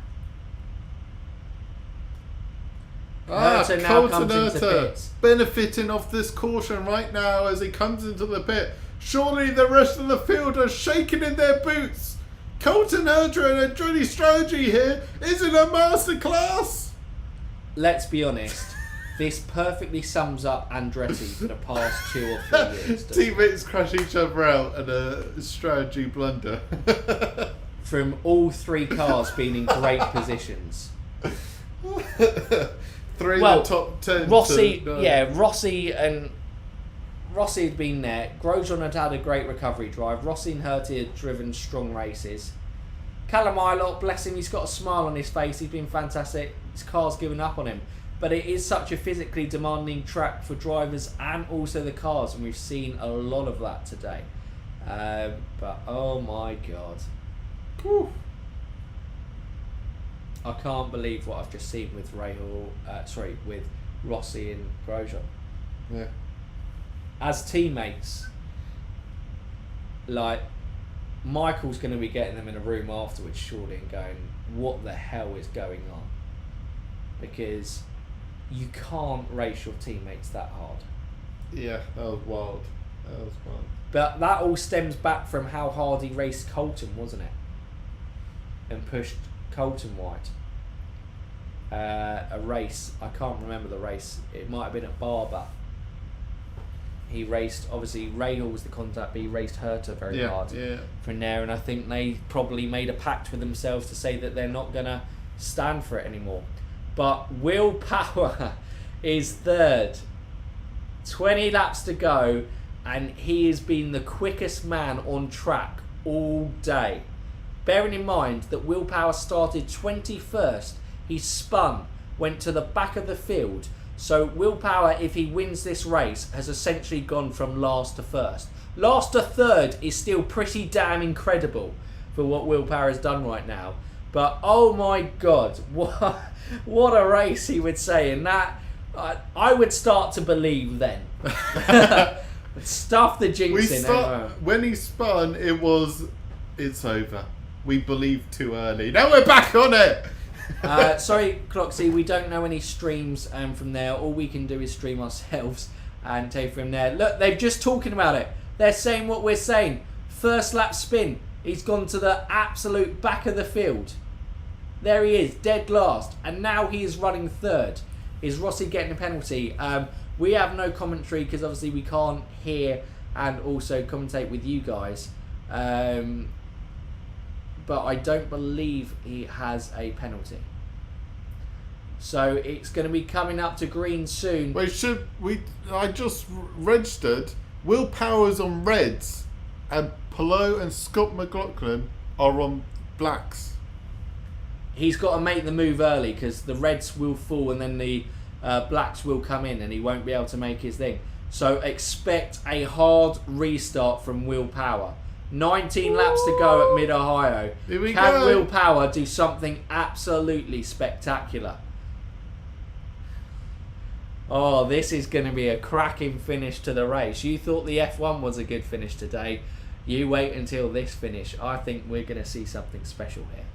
And by saying that, it's going to be a very dull end to the race. But you got to remember, everyone else behind was so Scott McLaughlin goes green, Palou's there. Power has shot off like a rocket. He is looking like he's going to make a move on Palou. He's going to be right there. Look at the keyhole. He's got a great one. He's right up there. Palou goes wide. It's opened up the door to Power. Surely he's On gone the to the inside! inside. No! He has another thought. Going out the keyhole. There's a big splash there of dust. Is that still Palou's dust? I think that's still there. He hasn't made the move early, but he's still there. Scott Dixon is all over the back of Rinus VK. He's going to make a move. Scott Dixon round the outside of VK. They're wheel to wheel. Scott Dixon now switches to the inside. VK holds on. And this is wheel to wheel. Maya Shank teammates. I think it was Castro Neves trying to take Pagano. He can't quite get that. Marcus Ericsson is now having his look at his teammate Scott Dixon. Power hasn't been able to make the early move. Is he just going to be happy and settle for third? I don't know. But surely he's still going to fancy himself. 18 laps to go. Jeez. Woo. He is close to Palou. Surely this next lap, we're just coming to start the next lap. Surely Power is going to have another look at the keyhole. He's going to now turn one. Does Palou go too wide? Kicks up a little bit of dust, but he's fine there. He's not as close as he was after the restart. He's not. You think this is on a timer for Will? And has the opportunity already gone? Pagano's trying to get past Harvey, remembering Harvey has got to pit again. Well, we assume he's got to pit again, because otherwise it is an absolute miracle. Herta's doing donuts! He's doing donut celebrations! And too early! He's recovered it. No caution. No caution will be thrown for that. Last year we introduced that Andretti into our IndyCar awards, and bloody hell, we've got some. That's going to be staying this year. Jesus Christ! Oh my God! Peak Andretti, absolutely. I cannot believe. Is there a more self-sabotaging team in IndyCar than Andretti Autosport?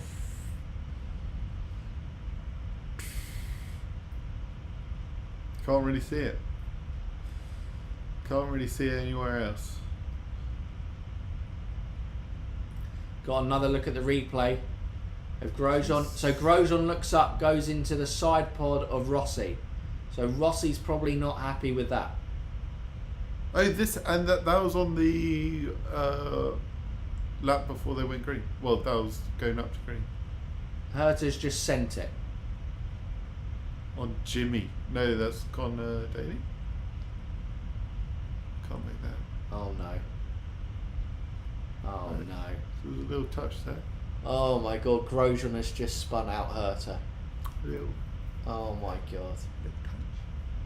Little touch there. I can't. Grosjean's going to get sacked. Well, Rossi's already gone, actually. Where's Herta going to go?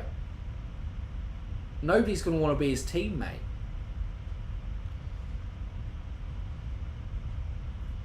Oh my God. I am lost for words at what has happened with Andretti today. Roman Grosjean. He's punted out the other one. He may be peed off at Rossi, but he's locked up, gone into the side pod of Rossi, and then he's punted Colton Herta out. Yeah. My God. Palou is having a look at Scott McLaughlin. This is for the lead. Alex Palou. He's looked, he had a think, he isn't quite close enough. Power has dropped off, but Palou is going for it. This is Palou's chance. 15 laps to go. Another race for the lead in IndyCar in the closing laps. They consistently deliver over and over. Lots of Andretti smashy with one driver in common to all incidents. But it looks like the battle for the lead will be between these two on the black primary tyres. Looks like the Reds probably are not going to have enough to stick it to these guys for this stint. As Power, he's in touch and distance. He's only 1.5 seconds behind the lead. It's a lot to make up at Mid-Ohio. Especially as Scott's and Palou's tyres are just going to get better and better compared to Will's. He needs another caution. Yes, another caution could do it. He needs another caution now. Right. Well, no, because he can have a later caution and only have like a couple of laps racing. That's probably all he probably wants, a super late caution, maybe around lap 8. Well, he's got right back on the back of Palou actually. I don't know. Palou seems to have dropped off. I don't know if he was saving, but they are right there. This top 3 are flying around Mid-Ohio. Power is right there. So I don't know if that's 1.5 off the lead, and actually his gap to Palou is the gap to the lead. It's gap to the lead. So as things currently stand, McLaughlin leads Palou, leads Power. That's your top 3 fighting for the race win. VK leads Dixon, which rounds off your top 5. Ericsson P6, Newgarden 7, Castro Neves 8, Malukas 9, Harvey 10, and hasn't pitted yet. So Jack Harvey, after saying might be the biggest disappointment of the year, is he actually going to be able to finish in the top 10 right now? No, he's not. He's surely got a pit. He has got to pit. I don't know what they're trying to do. End. Pagano 11, Lundgaard 12, Rahal 13, Daly 14, Sato 15. I mean, it's actually not a bad day for Rahal, Lettman, Lanigan Racing if it all finishes the way that it does. But it's not going to. 13 laps to go. Good news, Grosjean still has 6 seconds and push to pass left. Brilliant. He can still punt some more people. How close is he to Rossi? Where's Devlin? Is Devlin safe? Oh yeah, God, I don't. That's harsh. I even forget that Devlin's part. Oh. He's just been nowhere today, has he? No. Just like most of the season. But yeah, I don't know. Where is even Grosjean? Is he outside top 20?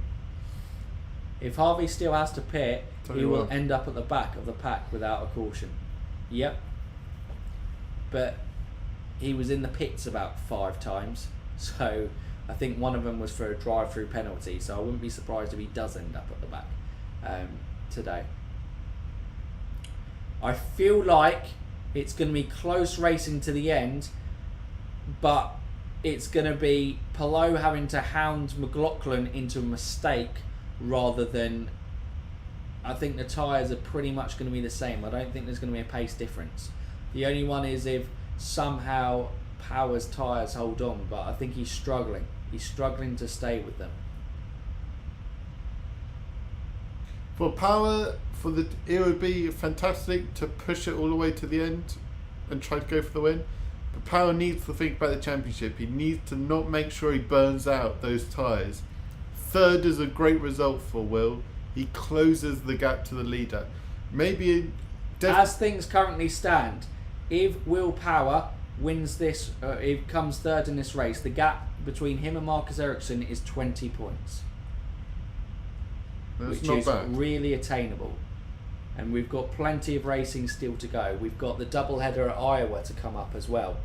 So he's got to be happy with 30th. I think the window may have gone to go for the lead. He's just got to make sure he manages those tyres and brings it home. I was about to say, and Power might be seen as being stronger on the short ovals than Ericsson, but then I know it's a super speedway, the Indy 500, but he's the current Indy 500 winner and the last oval race winner, so we can't really properly say too much about that. But yeah, whoa. Okay, this championship is hotting up this year, and I think if people had said Newgarden's still there, 34 points, Palou's there, 35 points, it's probably those top 4 who are in the championship hunt for this year. It's getting quite... Pato 65 points out, Scott Dixon 67, McLaughlin 69 points, even with this race win. You're going to have to hope for a few DNFs. You're going to have to hope for a DNF from Marcus Ericsson to really stuff it, which isn't entirely implausible with how up and down this IndyCar season's been so far, but wow. 10 laps, final 10 laps. Front 3 are checked out from everyone else. Like, it's been the story of the whole race. It's been different people in the top 3, but the top 3 always seem to check out. Rinus VK, brilliant race for him as well. Started 11th today, now running 4th. Obviously, we have Gianni, who's our Dutch guy in the chat. He'll go from there. I don't think VK will catch power with him being 4 seconds back and falling. Yeah, no. And right in Grosjean's sights. Oh, God. Jesus. But the top three have been changing all race, but there has been one consistent, and that is Scott McLaughlin, who's driven a fantastic race that we just haven't talked about. I tried to talk about him when they were trying to kick the puppy off Pato, and then they went back to kicking the puppy off Pato, as we saw him fall and fall and fall. But Scott McLaughlin, he's had a fantastic race. So consistent, channeling that early season energy. And maybe that kind of rough patch around the 500 may cost him a title fight this year. But he's looking good.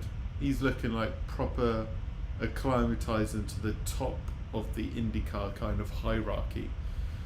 Definitely looking strong going forward with Team Penske. 9 laps to go. Focus is on Will Power here. I'm sure the commentators, you can let us know in chat, but I'm sure they're talking about what a fantastic drive it's been from Will Power, essentially going from the back to third. Brilliant for his championship hopes today. This is exactly the race that Will Power needed after, or was it Belle Isle last time out, or Road America that he got stuffed? It was Road America with Devlin, wasn't it? Yeah.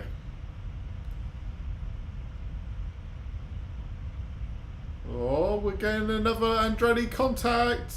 Da, da, da, da, da, da. Rossi felt bad that Devlin was missing out on all the Andretti fun, and so gave him a little nudge off the racing track. Oh my God. That's a good thing about Andretti. They don't like to see people left out on the fun. Well played to Rossi there. Devlin was probably on the radio like, guys, I haven't been punted by one of our teammates yet. Someone punt me. Maybe Colton Herta's got the message that Rossi's done the job, or maybe Colton Herta's going to punt Devlin as well. Who knows? And maybe Grosjean will appear and punt them all. Here he is! Roman Grosjean. Is that him behind Rossi? How did he end up behind Rossi? No, because he's a lap down. He's a lap down, Oh, but I think God. just where it's come out. Oh no. Oh no. I love this. I love this from the IndyCar TV production. Let's focus. There's a battle for the lead, but let's see how Rossi and Grosjean get on. In fairness, Power has dropped off. It looks like McLaughlin is gapping it. McLaughlin is just controlling this race. If he just does what he needs to do. Harvey has pitted. Finally. So, as this stands, your top 10 for today's race. McLaughlin leads, Palou 2, Power 3, VK 4, Dixon 5, Ericsson 6, Newgarden 7, Castro Neves 8, Malukas 9 and Pagenaud P10. Rossi giving no S before the season is over. Well, absolutely. He knows he's going to McLaren next year, although he'll probably look at the McLaren car and go, bloody hell, will it be able to finish races? Daniel Travato, good to see him there. Grosjean cursing about Rossi on the radio right now. Of course he is. Johnson is 15th. Wow. Yeah, I know. Top 15. In fairness, that's probably down to Andretti's just pressing the... What does the red button do? I don't know. Let's press it. Boom! Here you go. Palou's now closing again on Scott. He's on the attack. Once more. How much push to pass does Palou have left? How much push to pass does he have left? Team just told Grosjean to help protect Rossi from oncoming cars. He screamed he isn't helping at all due to Rossi putting him in the wall. NBC talking about him being a poor teammate. Fair shout. Alright, while we're still under a caution, I want you to go out, back out on track and hit the pace car.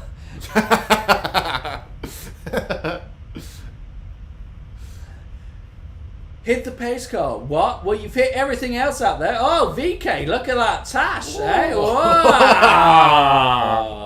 There we go. He knows. He's like, come on, ladies. It's the VK Tash. I believe he is a taken man. Not see if we have any data on the push to pass. Is this push to pass?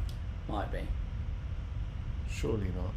So McLaughlin has the most. If we are correct, McLaughlin is clear of Palou, and we'll have the push to pass and defend.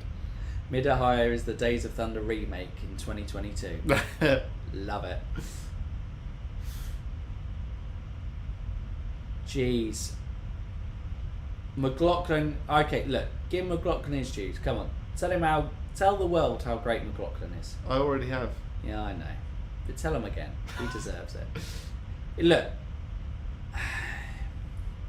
Scott McLaughlin is going to be a hit in IndyCar. This is the improvement he needed to make in his second season. And third season, I just feel he'll go another step up. You know?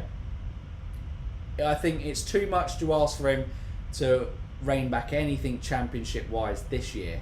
But from next year onwards, boy, is he going to be a threat. He's challenging regularly for race wins. He's been challenging regularly for podiums. He's done well on ovals. He's now kind of sorted himself so he looks better on the road courses and street courses again. Look, McLaughlin is having a superb sophomore year in IndyCar. Andretti catfighting is pretty good fun, to be honest. This is the best. I'm glad I could actually catch this live. I know, crazy stuff. Jesus, unbelievable. Looks my Scott God. Palou closed it to less than half of a second. Power has settled for third. It's whether Palou can go. I think Palou realistically himself has settled for second. It was the restart. You know the restarts are your big chance for overtakes here. He's just got to keep harrying McLaughlin and hope that he makes a mistake. But we've seen McLaughlin, he's a 3-time champion in Aussie Supercars. This guy knows how to win championships and he knows how to win races. We've seen that at St. Pete in the first race of the season as well. And also, you know, how was it at Texas? He almost was flawless in trying to win that race, and he just lost it at the end, didn't he? Yeah. In cruel fashion. What was it? Joseph Newgarden went around the outside of him. That was fantastic. But, you know, Scott McLaughlin, he's not going to buckle under the pressure here. It's not like if it was, no offence to him, he may have still driven brilliant, but say a Callum Isler or something, like, you know, on the verge of winning his first IndyCar race, then that might have been something different. But Scott McLaughlin, 3 laps to go, he's seeing this home. Through not to take away from McLaughlin again, but Will Power, our driver of the day, he has kept really solid pace on these reds. Like, he has dropped VK. Everyone behind Power is also on those red tyres who are nursing them to the end, and Power's dropped them all. He's the quickest guy out there. No, because if he was the quickest guy out there, he would be in first. But he's the quickest guy out there all day. He's doing a mighty job. Who's got fastest lap? All the top 3. Scott McLaughlin, super impressive as we go down to 2 laps to go. And Alex Palou just magically emerged after his first stops. Obviously a strong in-lap and out-lap for Palou to get out when the caution fell. And he's drove fantastically. He's pushed Scott all the way. Gotta say, whatever happens this season, and he's in the title fight, so he could still do it, this has been a magnificent title defence from Alex Palou, hasn't it? For his second season, he's proven he's not a one-season wonder. Palou has been awesome this year, and, you know, bar bad luck at the Indy 500, he was right up there challenging for that race again. So he is competing at the sharp end in all the right places in IndyCar, for championships, for Indy 500s. Alex Palou easily could be a legend of the sport by the time that this ends. But the next generation of IndyCar, it's exciting, isn't it? Yeah. Dixon, not talking about the next generation. Obviously, we thought this was going to be his big opportunity. Started 5th. Looks like he's going to finish 5th as the white flag now comes out for the final lap of the race. Got me a little bit disappointed from Scott. With all the carnage going around, with all the jumpers, the movers, Dixon just hasn't moved. He's just been solid in P5. It's a Dixon Dixon doing Dixon, consistent, but he's looking for a win. You know, he's not looking for a title fight this year. After the first round of pit stops, he managed to get up to third. Yes. And then he suffered on the next round of pit stops, and he hasn't quite recovered or found a way back into it. They just haven't been able to find something to go. But we are on the final lap here at Mid-Ohio. The celebration for July the 4th weekend. I know it's July the 4th tomorrow, but it is America's birthday this weekend, and you've got a Kiwi driver winning the race.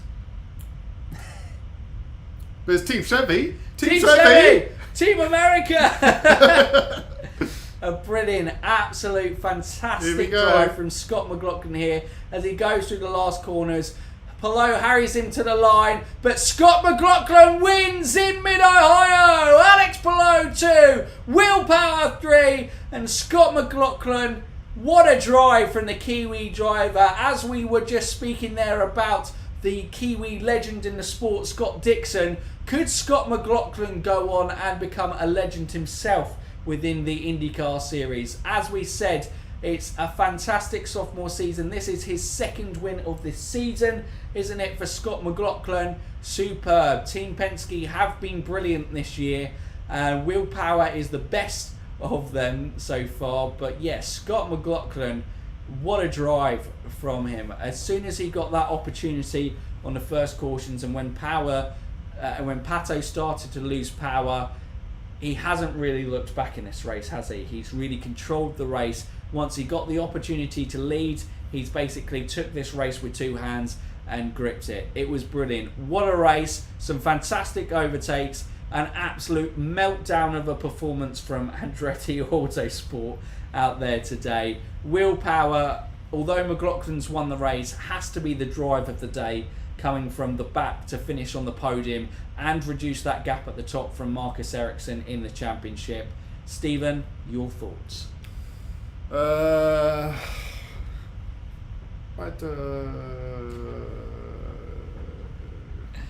There's a broken man. This is why I love road courses from Dave Smith. It was a fantastic road course. It was a great race full of drama. And the fears that Mid-Ohio is too physical. They won't deliver because drivers will just have to sell. The cautions really livened up this race. Crazy. We had that double overtake from Renus VK. The drama at Andretti with the civil war going on mid-race. The consistency of the Palou, Scott McLaughlin, flawless. The mad drive from Will Power. I was trying to think of the words. The possessed, that was the word used earlier. Possessed drive from Will Power. It had it all. It was fantastic. And the race went right down to the wire. With Palou pushing all the way. But yeah, mental. Always does. Always goes right down to the wire, and just brilliant, fantastic IndyCar racing. It is good to be back, and we will be back later in the week with a race review podcast as well. I'll try and round up some comments. Really interesting one from Mark, actually. According to broadcast, IndyCar engines can only be replaced after 2,500 miles of racing action. This race makes it 2,500 plus miles. I think the Chevy engines didn't quite have the endurance needed. So that is probably why we saw so many Chevy-powered retirements today. Dave Smith, does this mean Andretti aren't the smartest guys in the room and they are the Ferrari of IndyCar? They are certainly the jokers probably of this one. 1C Soccer 14, poor Pato. Will Grosjean and Rossi be able to kiss and make up? No. Feel bad for Eilert. I do feel bad for Eilert, but I think he's doing everything that he can to really cement himself in the series, and there are definitely, I feel, going to be offers for Callum Eilert to be in teams higher up the grid. Yeah, the thing with Eilert is I don't think it's really about results this year. Obviously he's with a team that's racing full time for the first time in a while, and it's a one car crew with, you know, new team. It's always going to be tricky, and he's just he's delivering fantastic performances whether he finishes or not. His market value is constantly going up. I think his market value isn't harmed this race, and if he gets points, he gets points. If he doesn't, he doesn't. You know, I don't think championships standards for him is that important. No. Yeah, of course he'll be disappointed, but I don't think overall it's... I think arguably there have been some pretty... Malukas and Kirkwood have been driving fantastic. Devlin. Christian Lundgaard, I think, has had some solid performance, considering Rahal Lanigan. But Callum Ilott is definitely up there for a feel of Rookie of the Year for me. I think he's been absolutely superb this year. I've been really impressed with him. But obviously Rookie of the Year is decided on points. Unless it's the 500 and your name's Jimmy But Johnson. We can give our own feel of Rookie of the Year. Yeah. Because we make the rules. Maybe it'll come up in the awards ceremony of 2022. Maybe it will. I'll switch it back to intro. Yeah, we can. Yeah. Live chat and go from there. But yeah, I think unless we'll leave it open to you on questions from there. But if the live coverage of the post race is going to be on as well, we'll probably switch to watching with that, and so we can see. There's probably going to be some very hot takes from Andretti that we can debrief and obviously talk about more in the race review coming out. Yes. Should be on Wednesday this week. It did show Grosjean on like some angry power walk, taking off the helmet, taking off the balaclava, in all aggressive actions. But yeah, I think we can wrap up there unless there are any dying last grasp questions. According to rumours, VK is on a shortlist for Aaron McLaren SP to replace Felix. Maybe Ilott can go Ed Come to Racing if they show interest. Absolutely. The main thing with that is sponsorship with Ed Come to Racing. Depending on what Ilott can do sponsorship, because obviously VK brings big sponsorship with him as well with Jumbo, isn't it, the Dutch one, sponsorship. So if he left Ed Come to Racing over there, I think he's keen to remain loyal to it. And he's proven that he can probably compete with our own McLaren SP, but it may be a step up. I think the move for me for VK that would be interesting would be if Penske come knocking. I think that's the move for VK. As the powers of the world end up, retiring, a VK, Newgarden, and McLaughlin team lineup as their 3-car lineup would be very, very strong. So yeah, that would be fascinating. Right, we may have lost coverage. I think we've lost coverage. We may have lost coverage from IndyCar. If we press the red button, it may be on the red button and go from there. Sky Q. Yeah, we may have to catch up post in the social medias, the comments being thrown in the Andretti Civil War that's about to unfold. I'll be honest with you, Rossi probably won't care. He's already out. He's like, I don't have to be teammates with this guy next year. But between Herta, who was it? Was it Herta that punted Devlin, or was it Devlin and Rossi that went from there? Devlin. So, Come on, get your punting right. This is going to be a quiz on Andretti punts. Rossi claims racing incident. There you go. Oh, that is going to be fun. We will catch up on interviews as it kind of goes. I'm sure IndyCar will share it on their social medias. For everyone who's been a part of the live stream today, thank you so much. It's been another fantastic race. We won't be able to live stream in Toronto because we won't be in Toronto, but we won't be able to live stream that race, but there will be previews and reviews for that race coming out, so we'll keep up all the content for that. Indy Fanatics are back. We hope you've enjoyed being there. If you've watching this stream, or you're like retrospectively watching this stream for the race, if you can give us likes, subscribes, ding that bell. That's your line. Oh yeah, geez, subscribe, and ding that bell. Ding it! No, wait, I do. I say ding that bell, don't I? Oh no! Oh, it's all falling apart. Wait, okay, it's all. Scrap. Okay.